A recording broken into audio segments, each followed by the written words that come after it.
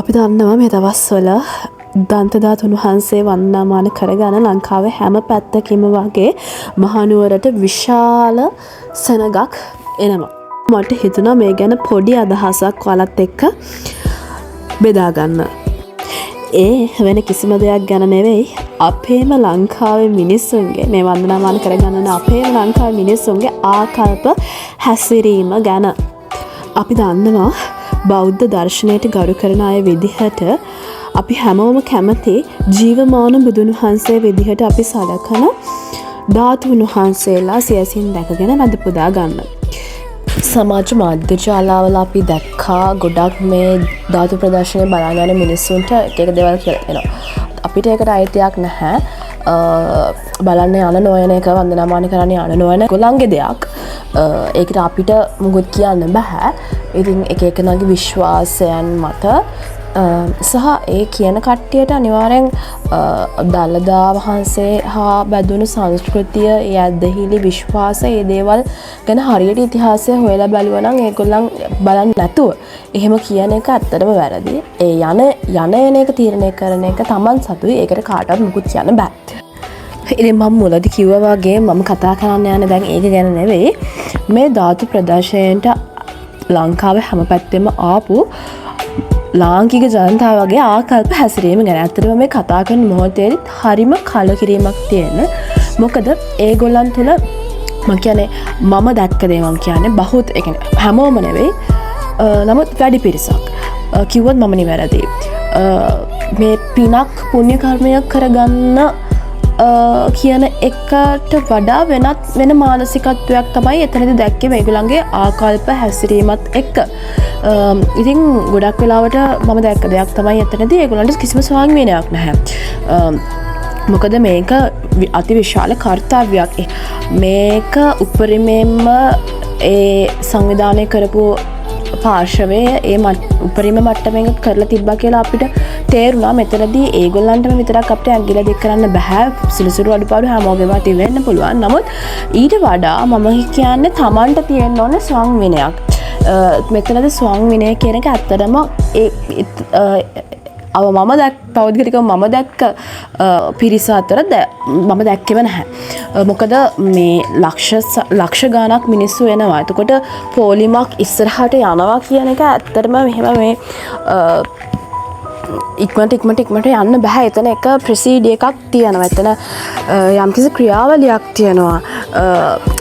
දැනට ගියපු නැති අයටත් මම කියන්නේ අපි දන්තධාතුන් වහන්සේ ඒ කියන්නේ ඉතිහාසයේ ඉඳලම ආරක්ෂා කරගෙන ඇවිල්ලා තියෙනවා විවිධ හේතු කාරණා නිසා. ඉතින් මෙතනදිත් අපි ඒ දන්තධාතුන් වහන්සේගේ ආරක්ෂාව සහ මේ බලන්න එන මහ ජනතාවගේ ආරක්ෂාව කියන දෙකම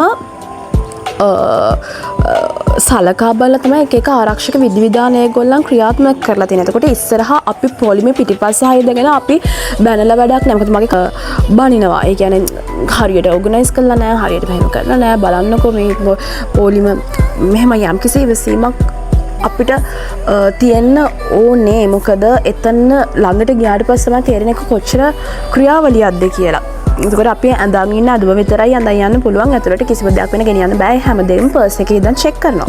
එතකොට ඒකට යම්කිසි කාලයක් යනවා. ඔක්කොම එකපාරටම මෙහෙම ඇතුළට දාන්න බෑ. මොකද මේක අතිශය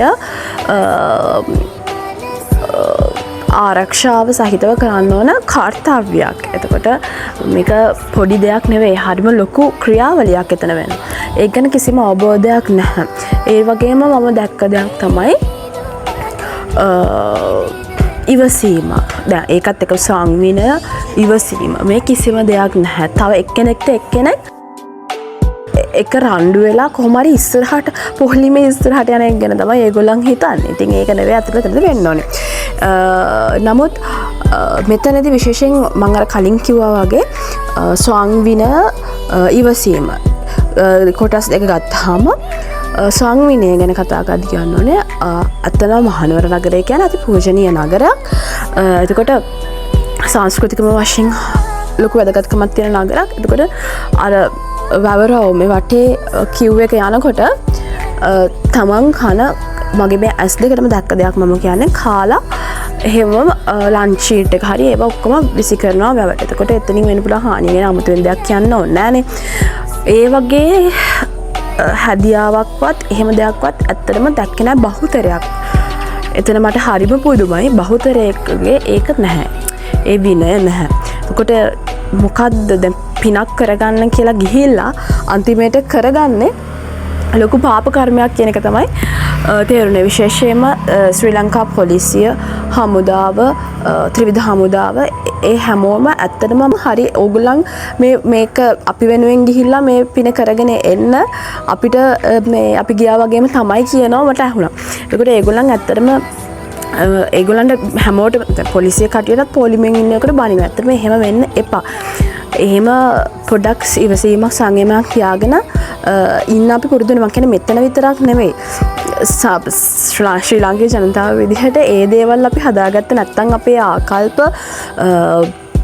අපේ විදිහට හැසිරෙන වැරදි විදිහට හැසිරෙන විදිහ හදාගත්තේ නැත්නම් අපිට ජාතියක් විදිහට ඉස්සරහට යන්න බෑ. මොකද දේශපාලනික වශයෙන් අපි හදන්න ඕන තැන් ගැන කතා කරාවට මහලකුවට ඒ වගේ පොඩි තැනකින් පටන් ගත්තේ නැත්නම් පොඩි දේවල්වත් හැදිලා නැත්නම් බොරුවට දේශපාලඥයන්ට අත දික් කළා වැඩක් නැහැ. මම ඒගොල්ලන් නිවැරදි කියනවා නෙවෙයි.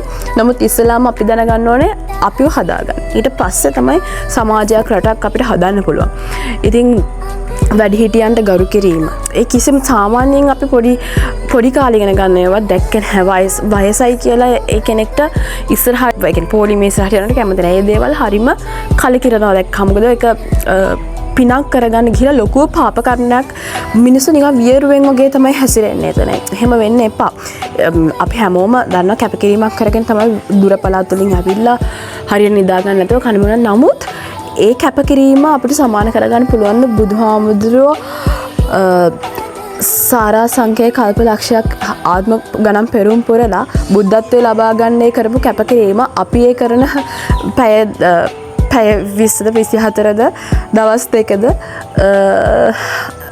ඒක සංසන්දනය කරලා බලපුවාම නිකන් දුවිලකටවත් අපිට සමාන කරන්න බෑ. ඉතින් එහෙම මගේ එකම ඉල්ලීම ඉස්සරහදී මේ ධාතු ප්‍රදර්ශනය වන්දනාමාන කරගන්න යන කට්ටියගේ මම කියන්නේ ඒක විතරක් නෙවෙයි අත්‍තරම මම කියන්නේ ඒ ආකල්ප ඒ පොඩි තැනින් හැදුනේ නැත්නම් ඇත්තටම රටක් ජාතියක් විදිහට අපිට ඉස්සරහට යන්න බෑ. හරිම කලකිරීමක් ඇති වෙනවා ඒ දේවල් අහන්න දකින්න ලැබුණාම.